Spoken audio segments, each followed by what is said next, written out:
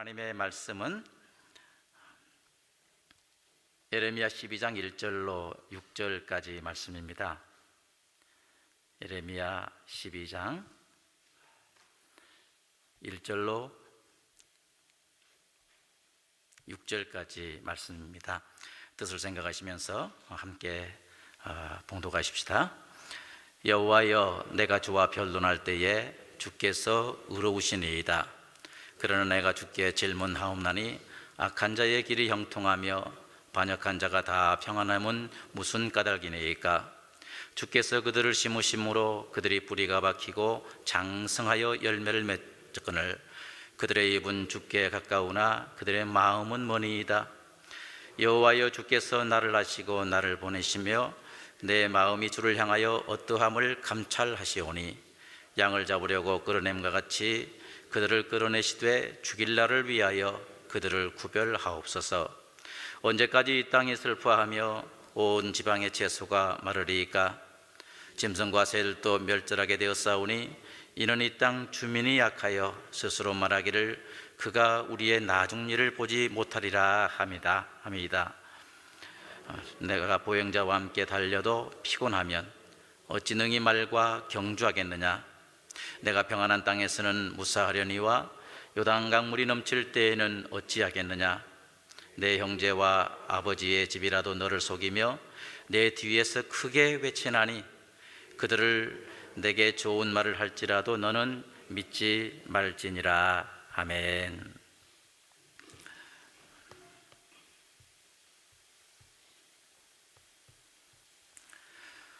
여러분은 의기소침이란 말을 많이 들어보셨을 것입니다. 의기소침이란 말은 기운이 없고 풀이 죽는 것, 이것을 바로 우리가 의기소침이라고 하는데, 오늘 본문에 보니까 이처럼 의기소침한 사람을, 한 주인공을 발견할 수가 있습니다. 그가 누굽니까? 선지자 예레미야입니다. 선지자 예레미야는 기운이 없고 풀이 죽은 모습으로 하나님 앞에 지금 섰습니다. 그리고 하나님께 질문을 시작합니다. 본문 1절 하반절을 보시기 바랍니다. 그러나 내가 주께 질문하옵나니 악한 자의 길이 형통하며 반역한 자가 다 평안함은 무슨 까닭이니까? 라고 했습니다.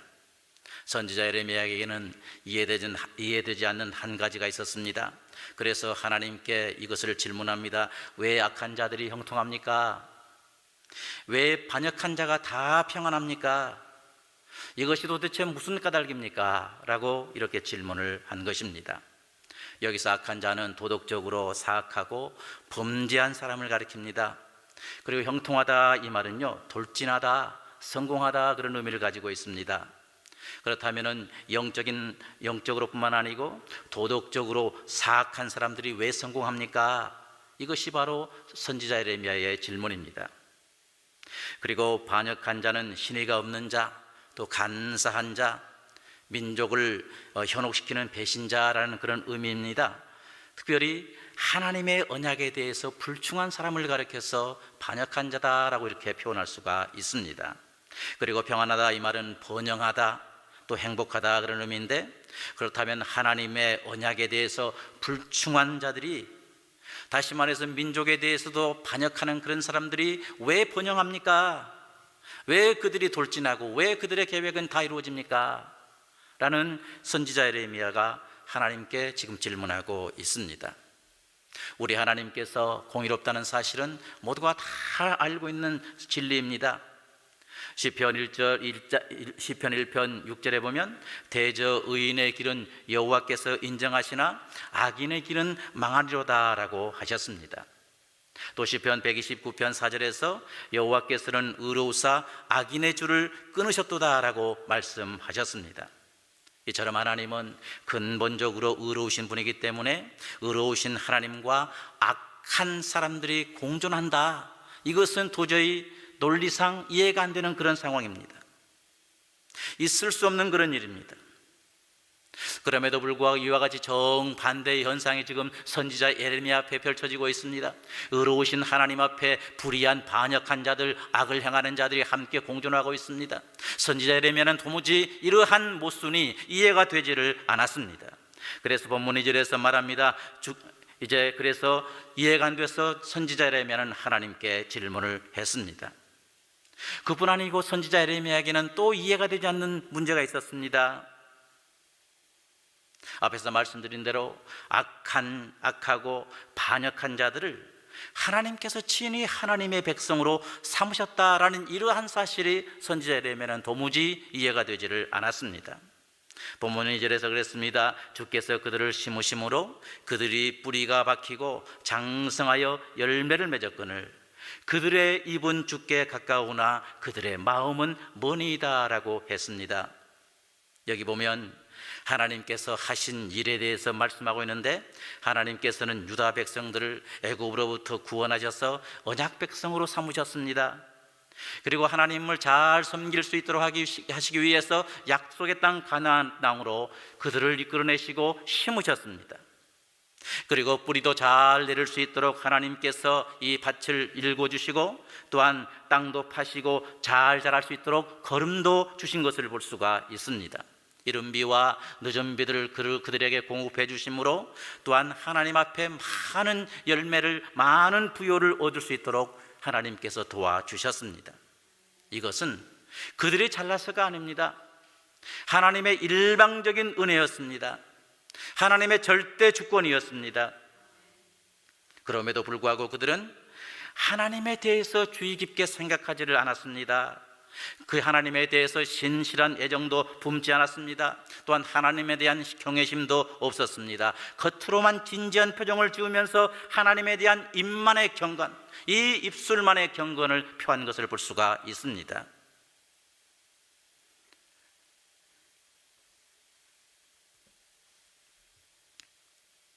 하나님으로부터 시작된 이 유다가 지금 결과를 보면 하나님과 상관없는 결과의 상황에 빠져버린 것입니다.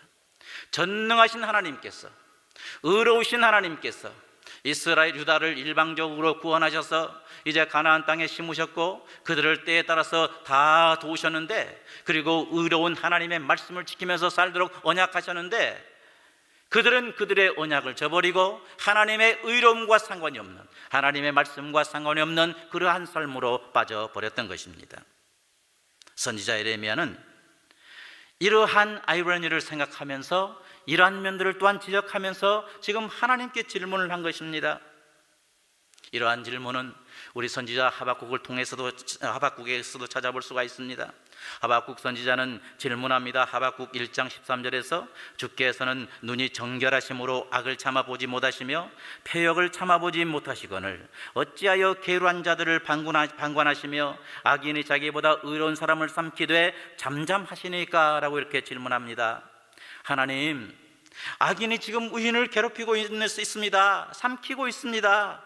이런 상황에서 하나님은 왜 침묵하고 계십니까? 라고 선지자 하박국도 하나님께 물었던 것을 볼 수가 있습니다. 이와 같은 의구심에 쌓여있던 선지자 예레미야에게 설상가상으로 지금 실제적인 위협의 그 그림자가 다가오고 있습니다. 지금 선지자 예레미야는 위험 가운데 빠져 있습니다. 이미 11장에서 살펴보았습니다마는 선지자 예레미야에게는 하나님의 말씀을 전파한다 그런 이유 때문에 자기 고향 아나돗 사람들로부터 살해의 위협을 지금 받고 있습니다. 예레미야 11장 21절에 보니까 그랬습니다. 너는 여호와의 이름으로 예언하지 말라. 두렵건대 우리 손에 죽을까 하노라도다 라고 했습니다. 그리고 이 자기 가족들도 예레미야를 싫어하고 속이고 있는 그런 상황에 지금 직면해 있습니다. 오늘 본문 6절에 보니까 그랬습니다. 내 형제와 아버지의 집이라도 너를 속이며 내 뒤에서 크게 외치나니 그들이 내게 좋은 말을 할지라도 너는 밀지 말지니라 라고 하나님께서 말씀하셨는데, 예레미야 가족들도 예레미야 앞에서는 좋은 말을 하고 있습니다. 그러나 뒤에서는 흉을 보고 있습니다. 한마디로 말해 세상 말로 말하면 우리 집에 애물단지라고, 저 때문에 우리까지 죽게 되었다고, 아나돗 사람들이 지금 쟤를 죽이려고 하는데 이 예레미야 때문에 우리 가족도 죽을지도 모른다 하면서 지금 선지자 예레미야를 속으로 미워하고 또한 예물단지로 생각하고 있다 그 말입니다. 멀리하려고 하는 그 모습을 가족을 통해서 발견할 수가 있습니다. 하나님 때문에 자기 고향으로부터 가족들로부터 배척받은 것처럼 아픈 마음이 없을 것입니다. 그렇지 않습니까? 하나님을 믿는다는 것 때문에 사랑하는 가족들로부터 배척을 받고 자기를 잘 이해해주고 알고 있는 그 고향 사람들로부터 배척받는 거, 이것처럼 아픈 현상이 없습니다. 제가 아는 한 형제가 있는데요, 지금 이 형제는 하나님의 소명을 받고 지금 신학을 준비하려고 하고 있습니다. 이 형제는 대학교를 다니면서 이미 그 공군 장교의 과정을 마쳤기 때문에 이제 임관하면, 졸업하고 임관하면 곧 미래가 보장되는 그러한 청년입니다. 그런데 주의 종의 길을 가겠다라고 할 때 가족들로부터 배척을 받기 시작했는데 집에서 쫓겨나 버렸습니다. 쫓아내 버렸습니다. 너는 내 자식이 아니다. 부자지간에 연도 끊어버렸습니다. 경제적인 지원도 끊겨버렸습니다. 차가 하나 있었는데 그 차도 다 빼앗아버렸습니다. 주위에서는 그 형제를 위해서 많이 기도하고 있고 돕고 있는데, 그러나 가족으로부터는, 정작 가족으로부터는 하나님의 종으로 간다는 그 사실 때문에 배척을 당하고 내쫓김을 당하는 가슴 아픈 상처를 받고 살아가는 형제를 보았습니다. 참으로 아픈 현실입니다. 우리 예수님도 마찬가지였습니다. 누가복음 4장 24절에서 또 가라사대 내가 진실로 너희에게 이르노니 선지자가 고향에서 환영을 받는 자가 없느니라 라고 말씀하셨는데, 예수님께서도 고향으로부터 환영을 받지 못하고 오히려 고향 사람들로부터 예수님을 죽이기 위해서 이 산 낭떠러지에 이렇게 밀고 가서 밀쳐버리려고 하는 그런 상황이 있었지 않습니까? 고향 사람들이 예수님을 죽이려고 했던 것입니다. 심지어는 가족으로부터도 비웃음을 받은 그러한 아픔을 겪었습니다. 그래서 예수님은 마태복음 10장 36절에서 사람의 원수가 자기 집안 식구니라 라고 말씀하신 것입니다. 이처럼 고향 아나독 사람들로부터 배척을 받고 또한 이제 가족들로부터 속임을 받은 선지자 예레미야는 기운을 잃어버리고 풀이 죽은 사람처럼 되어버렸습니다. 그래서 그는 하나님과 변론을 시작합니다. 1절 상반절에 여호와여 내가 주와 변론할 때에는 주께서 의로우시니이다 라고 했습니다. 여기에서 변론이란 말은요, 단순히 이 얘기한다 그 말 아닙니다. 뒤흔든다, 항쟁한다, 결사적으로 대든다, 그런 의미의 뜻입니다. 그럼 지금 선지자 예레미야는 하나님 앞에서 다소곳하게 예의를 갖추면서 하나님 그렇지요 그렇지 하면서 이런 질문하는 그런 자세가 아닙니다. 뒤흔들듯이 항쟁하듯이 하나님 앞에서 따지기 시작한 것입니다. 왜 그래요? 주께서 의로우시니이다 라는 말씀처럼 그는 하나님께서 공의로우신 분이심을 분명히 믿었습니다. 알았습니다. 그는 하나님의 공의가 예레미야 자신을 죽이려고 한 자기 고향 사람들을 비롯한 모든 반역한 사람들에게, 악한 사람들에게 적용되기를 간절히 호소한 걸 볼 수가 있어요. 3절에 여호와여 주께서 나를 아시고 나를 보시며 내 마음이 주를 향하여 어떠함을 감찰하시오니 양을 잡으려고 그레nem같이 그들을 끌어내시되 죽일 날을 위하여 그들을 구별하옵소서라고 했습니다. 그는 행악자들을 도살할 양같이 끌어내실 것을 단언합니다. 끌어낸다 이 말이 뭡니까? 근절하다, 잡아뗀다, 그런 의미인데요, 완전한 철저한 파멸을 의미합니다. 선지자임에도 불구하고 지금 선지자 예레미야는 하나님 앞에 변론하는데 저 유다 백성들을 죽여주세요, 완전히 망하게 도와주세요, 항쟁하듯이 지금 호소하고 있습니다. 이 유다 백성들의 죄 때문에 4절 말씀처럼 이 땅이 지금 슬퍼하고 있습니다. 아담이 범죄했을 때 땅이 이제 이렇게 저주를 받은 것처럼 지금 저 악인들의 저 죄 때문에 이 유다 땅이 지금 슬퍼하고 있습니다. 온 지방의 채소가 마르고 있습니다. 심지어는 새들도 지금 멸절당하고 있습니다. 그렇기 때문에 더 이상 유대인들을 향한 심판을 끌어주지 마시기를 지금 탄원하고 있는 것입니다. 우리는 그동안 선지자 예레미야에게서 이러한 모습을 전혀 발견할 수가 없었습니다. 그는 한마디로 말해서 장차 멸망할 그 유다를 바라보면서 그저 눈물로 하나님의 말씀을 선포했을 뿐입니다. 이 심장이 창자가 움직일 정도의 간절한 아픔을 가지고 유다의 구원을 위해서, 유다의 회개를 위해서 그는 하나님 앞에 중보했던 그러한 선지자입니다. 그랬던 예레미야가 하나님께 뒤흔들듯이 항쟁하듯이 지금 따지고 있는 것입니다. 그리고 모든 악인들을 완전하고도 철저하게 파멸시켜 주시기를 청원하고 있습니다. 한마디로 말해서 이 말처에서 죄송합니다만 뚜껑이 열려버린 것입니다. 얼마나 상황이 힘들었으면 진멸시켜 주시기를 지금 간구하고 있다 그 말입니다. 시편 73편 2절로 3절에 보면 나는 거의 죽을 뻔하였고 내 걸음이 미끄러질 뻔하였으니 이는 내가 악인의 형통함을 보고 오만한 자를 질시하였음이로다 라고 했는데, 사람들의 대부분이요 이 악인들의 형통함을 계속 보고 있고요, 또 오만한 자들을 질시하다 보면 결국 어떻게 됩니까? 내가 자빠져 버립니다. 악인의 형통을 부러워하고 저 악인들 잘못돼야 되는데 계속 질시하고 있으면 그들이 잘못된 게 아니고 내가 실족해 버립니다. 내가 미끄러져 버립니다. 내 걸음이 신앙의 길에서 미끄러져 자빠져 버린다 그 말입니다. 선지자 예레미야하고 바로 그런 경우라고 생각합니다. 왜 악한 자와 반역한 자가 저렇게 잘 되는 거지? 그건 말도 안 돼. 그리고 나는 왜 이렇게 고난을 당하고 있지?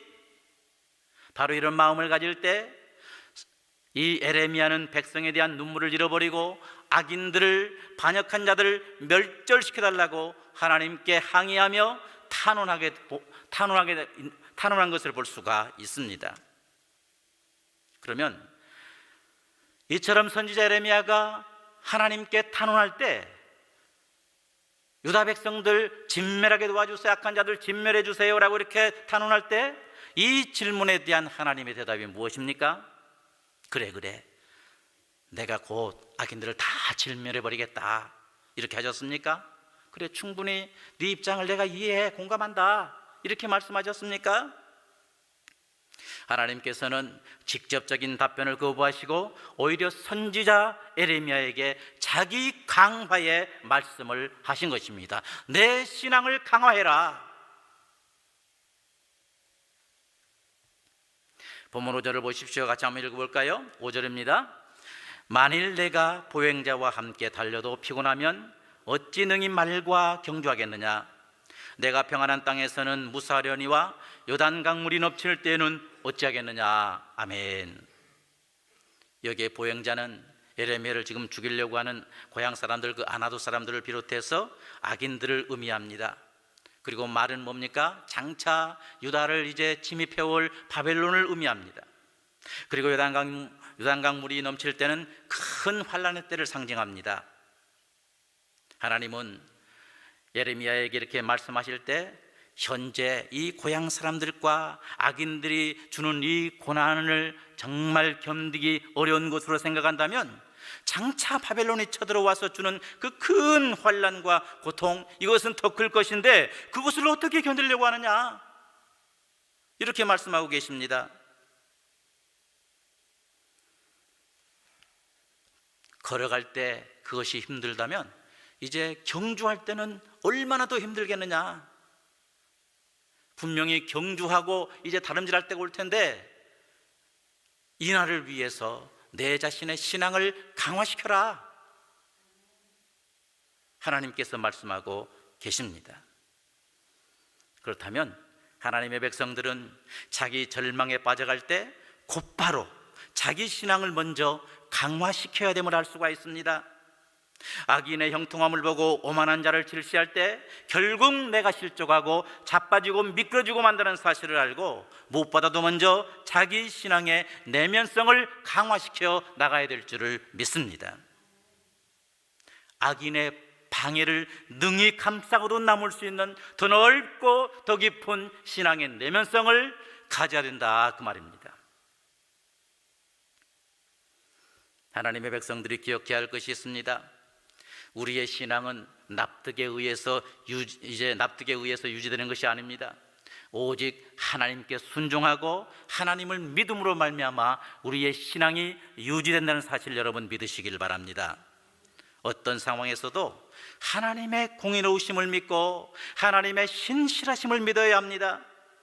하나님은 의인의 길을 인정하시지만 악인의 길은 망하게 하는 분이시다라는 이 사실을 믿고 밖을 보기보다는 하나님의 심판을, 모든 이 세상의 악에 대한 심판을 하나님께 위임하고 나는 내 자신의 내면을 바라보며 내면의 신앙을 강화시키는 것, 이것이 바로 하나님 백성에게 있어서 급선무란 사실 여러분 믿으시기를 바랍니다.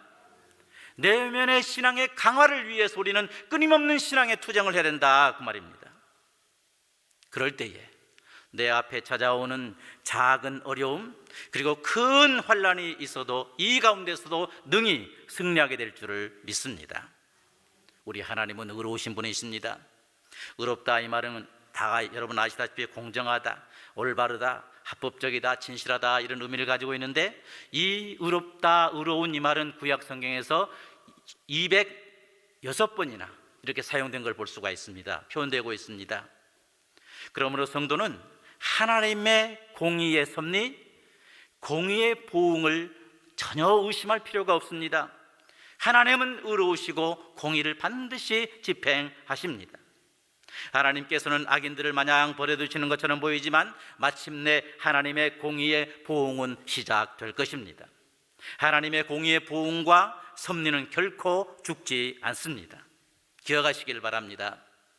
그럼에도 불구하고요, 하나님께서 선지자 예레미야에게 질문할 때 직접적으로 대답하지 않으신 이유를 우리 한번 생각해 봐야 됩니다. 왜 망하게 하지 않습니까? 진멸하지 않습니까?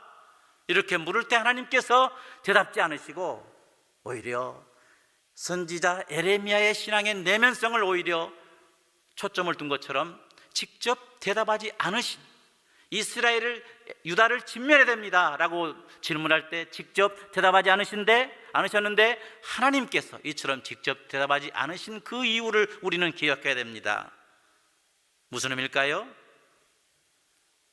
악한 자를 벌하시기보다는 그들이 회개하고 돌아오기를 간절히 바라시는 하나님이란 사실을 우리는 여기서 발견할 수가 있습니다. 악을 행할 때 벌하셔서 깨닫게 하십니다. 그러나 돌아오시기를 간절히 바라시는 우리 하나님이십니다.